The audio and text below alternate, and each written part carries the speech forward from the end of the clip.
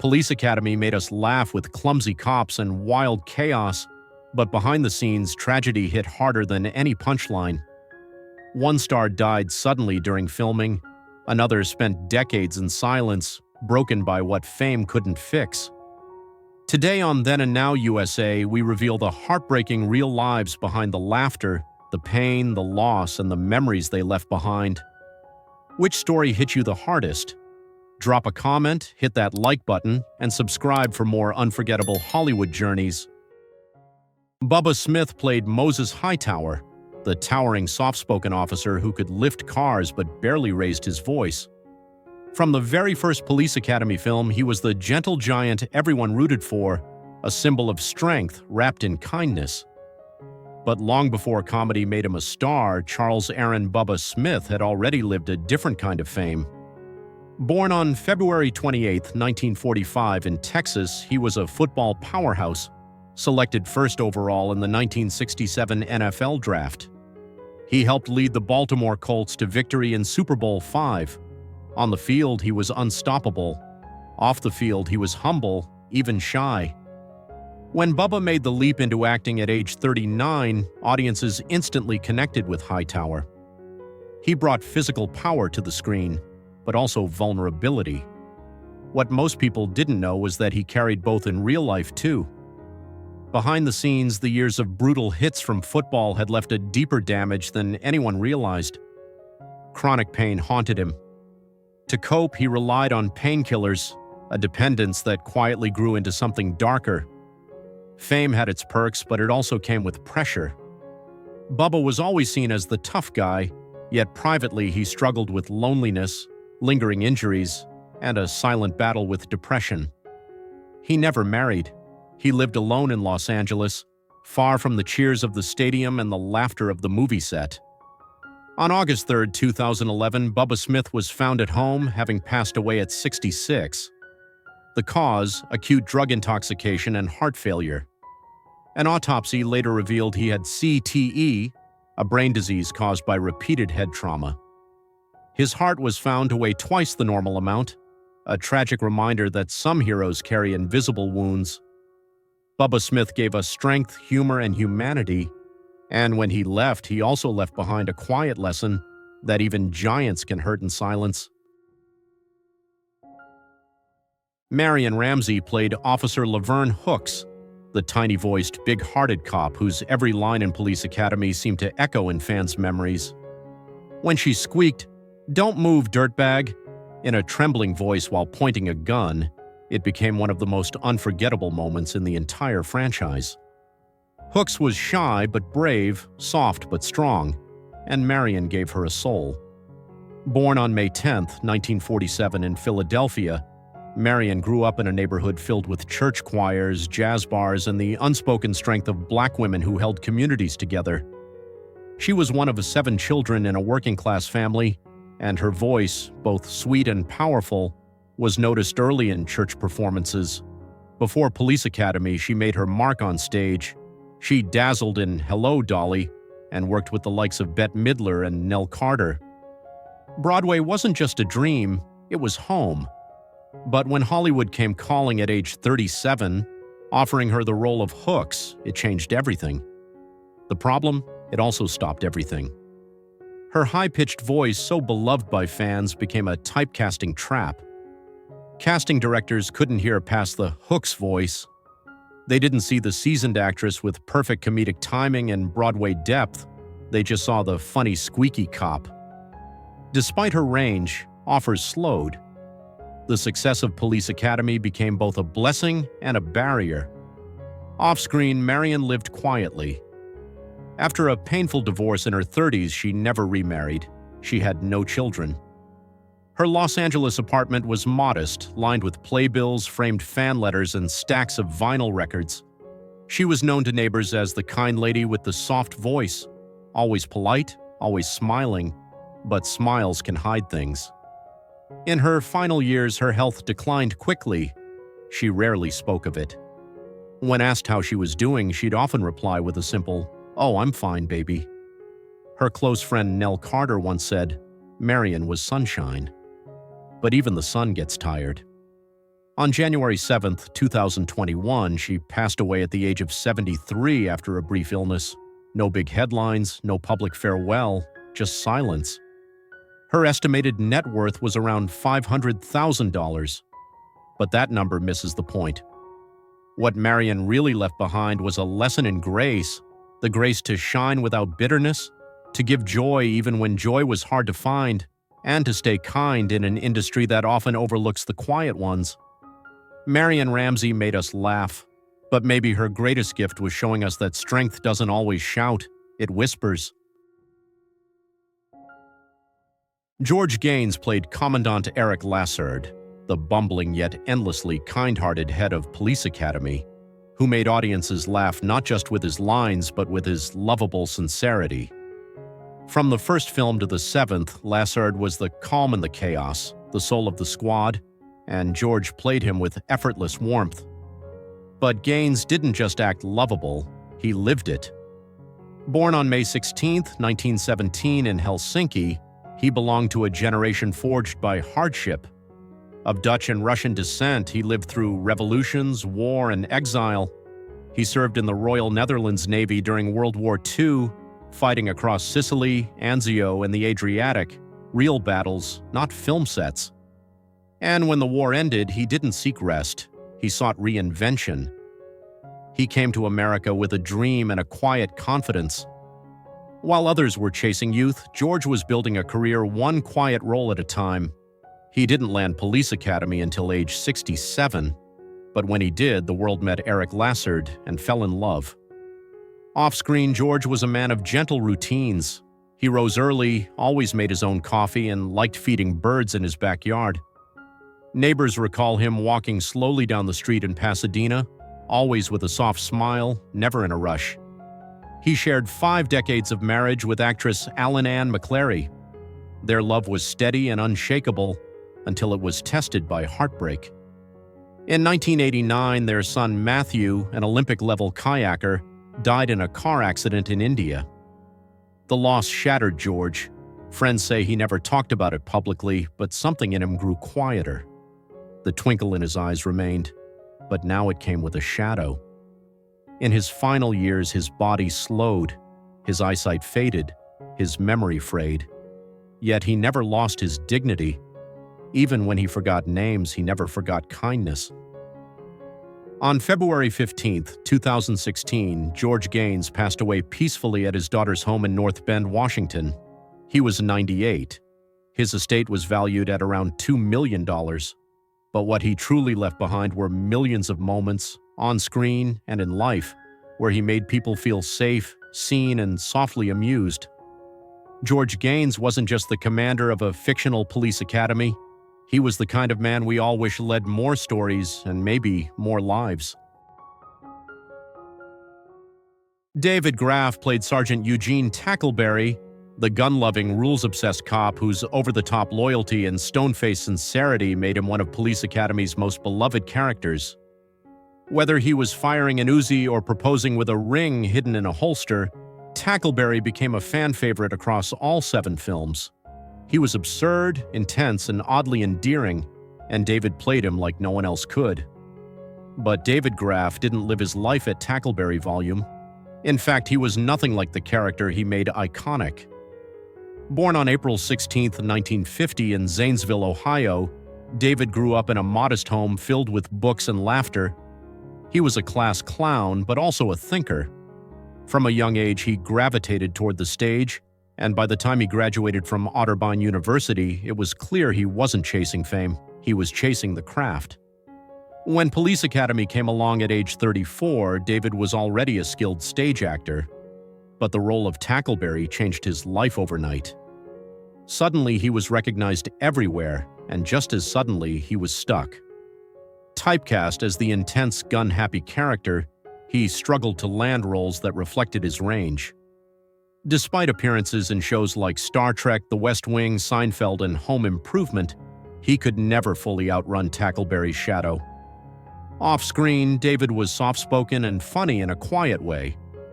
He married actress Kathy Graff in 1983, and they had 2 sons. Family life grounded him, but the grind of constant auditions, side roles, and union work wore him down. As a SAG representative, he was deeply respected, often standing up for underpaid and overlooked actors. He was their voice, even as he sometimes lost touch with his own needs. Friends say he was often tired, not physically, but emotionally.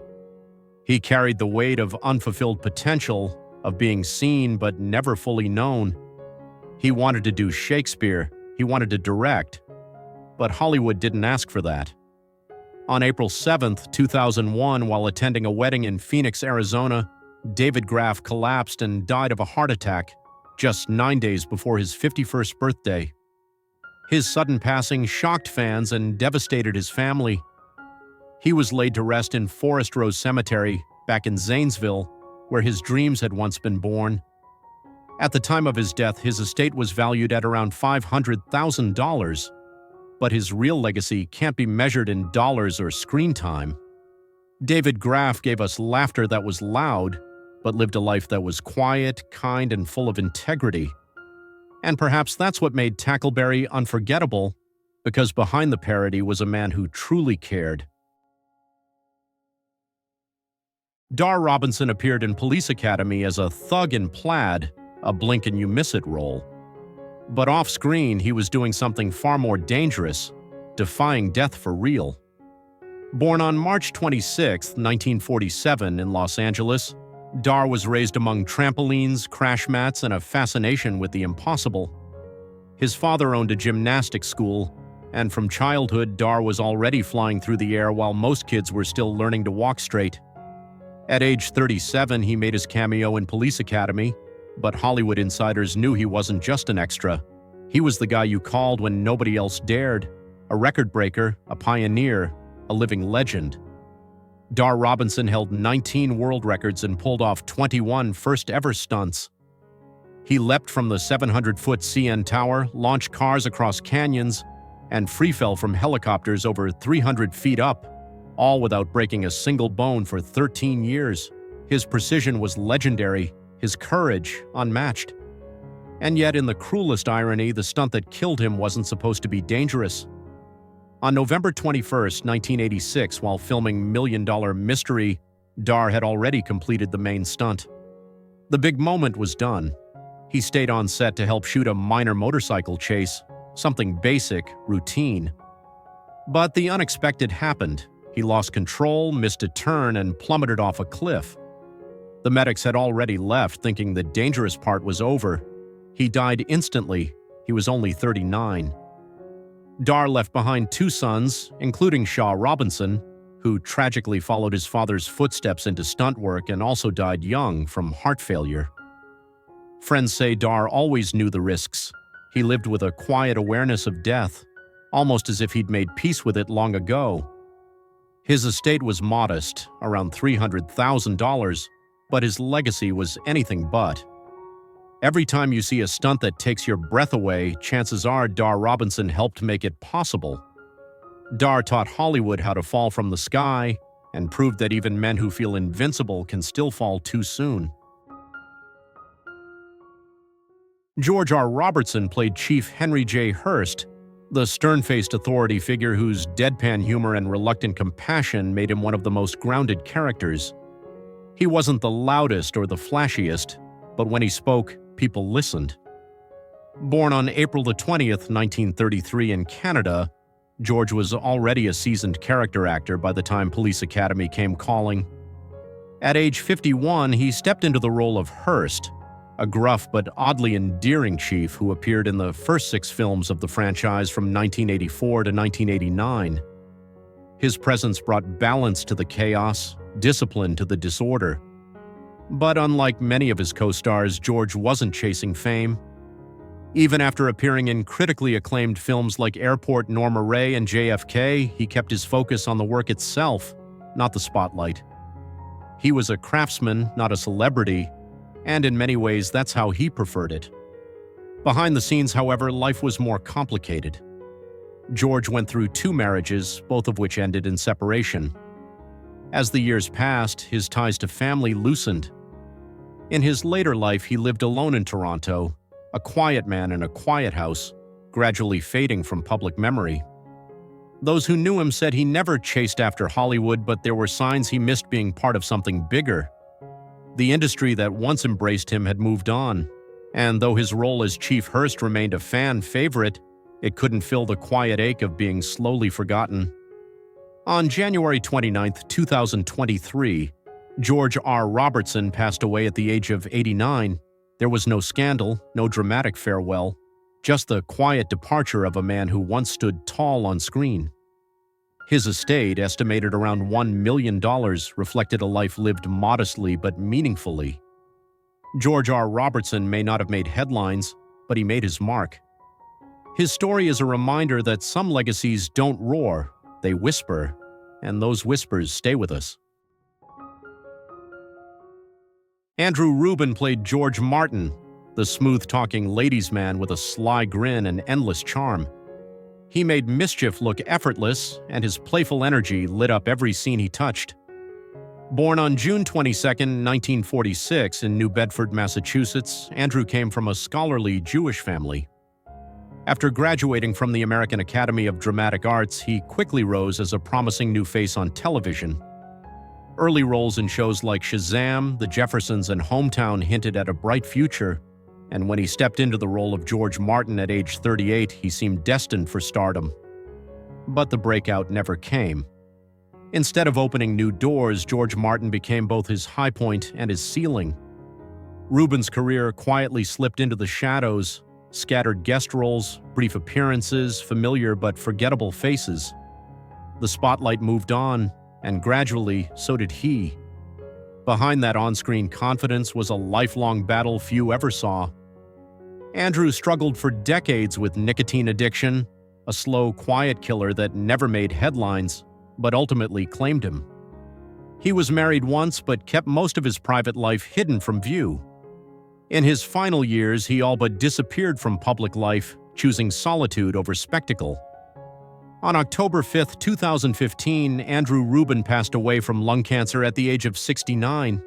His estate, valued at around $1 million, included a modest home in Los Angeles where he spent his days painting, writing, and reflecting far from the noise of Hollywood. Andrew Rubin gave us laughter and charm, but left with little fanfare. His story is a reminder that not every star fades in flames. Some simply dim quietly, leaving behind the warmth of who they once were. Ted Ross played Captain Reed, the authoritative voice of reason who grounded chaos with calm command. His screen time may have been brief, but his presence lingered long after the credits rolled. Born on June 30, 1934, in Zanesville, Ohio, Theodore Ross Roberts grew up under the glow of a jazz singer mother and the neon buzz of nightclub stages.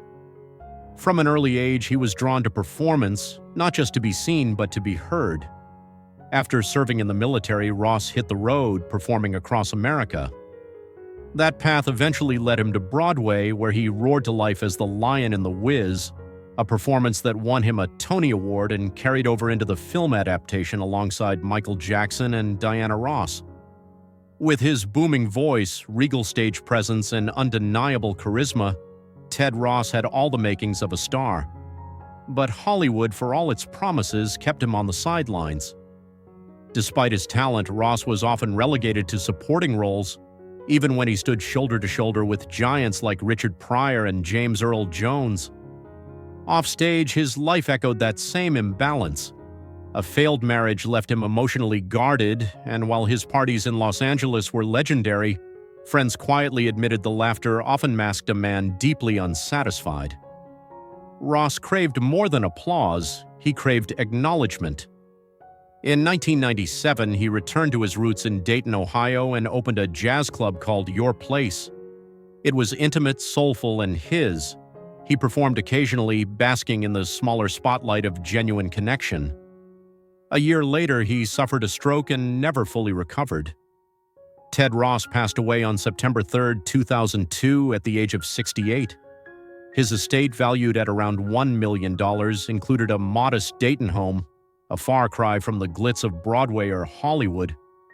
But it was where he found a quieter version of himself. Ted Ross gave the world a lion's roar, But behind the curtain lived a man searching for more than applause. His legacy is not just in the roles he played, but in the reminder that even the boldest voices can go unheard. Deborah Lee Scott played Violet Fackler, the quirky, wide-eyed wife who brought bursts of laughter with her offbeat energy and screwball charm. Her comedic timing was sharp, her presence unforgettable, even in a minor role. Born on April 2, 1953 in Elizabeth, New Jersey, Deborah had a spark that lit up American television. Before her film work, she already charmed audiences in beloved sitcoms like Mary Hartman, Welcome Back, Kotter, and Angie. She had the face of fun and the heart of a performer until the laughter slowly faded. As the years passed, Deborah stepped back from acting and started working behind the scenes as a talent agent in New York. Fame hadn't left her, but she had begun leaving it. What followed wasn't a career change, it was survival. Her personal life unraveled in painful chapters. A marriage to actor Jonathan Frakes ended. Then came the blow that broke her. Her fiancé, police officer John Dennis Levi, was killed during the September 11th attacks. According to her sister, Deborah was never the same again. She spiraled into alcoholism, withdrew from friends, and spent her final years in quiet isolation, battling depression that refused to lift. On April 5, 2005, just days after turning 52, Deborah Lee Scott died in her sleep at her home on Amelia Island, Florida. The official cause, complications from cirrhosis, the result of years of alcohol abuse. Her estate was estimated at $300,000, a modest sum compared to the fame she once held. Deborah gave us laughter, but what she needed in the end was healing. Her story reminds us that even those who make us smile the most may be silently carrying the deepest pain. Doug Lennox played the Stern Gang leader with a glare that could freeze a room. His on-screen menace was unforgettable, but off-screen, his true power was his voice, his mind, and a relentless passion for storytelling. Born on January 21, 1938, in Canada, Doug carved out a career few could match in range. He started in radio in 1965 and quickly became one of the most recognizable voices across Canadian airwaves. From there, he crossed into television and film, appearing in X-Men, The Last Stand, Relic Hunter, The New Avengers, and dozens more. He could do drama, action, even sci-fi, yet the spotlight rarely stayed on him for long. Despite his versatility, Doug Lennox never got his breakout moment. He was a chameleon on screen, but casting directors often saw only the villain from that one memorable role. It was a flicker of fame and a long journey filled with substance, not flash. Off-camera, Doug's world was rich with curiosity. He authored the popular Now You Know, the Big Book of Answers, revealing a thoughtful, inquisitive side that surprised even longtime fans. He wasn't just an actor, he was a thinker, a seeker, someone who loved unraveling life's puzzles. But personal happiness was harder to hold on to. 2 marriages ended in heartbreak. Friends recalled his bouts of depression, driven by a quiet ache that his talents had been overlooked. In his final years, Doug lived alone in Toronto, far from the sets and studios, but surrounded by books, ideas, and memories. On November 28, 2015, he died peacefully in his sleep at age 77. The cause was complications from pneumonia. He left behind a modest estate of around $400,000 and a life story most never fully heard. Doug Lennox may have played villains, but in truth, he was a creative soul, a sharp mind, and a gentle heart. His passing wasn't dramatic, but the silence that followed spoke volumes. The laughter may have faded, but the legacy lives on. These actors gave us characters we still remember, not just for the jokes, but for the heart behind them. Though many are no longer with us, their spirit of humor, courage, and warmth still echoes in every scene. Which character stayed with you the longest? Let us know in the comments. And if you believe these stories deserve to be remembered, don't forget to like and subscribe. We'll keep honoring the legends who made us laugh, cry, and feel a little less alone.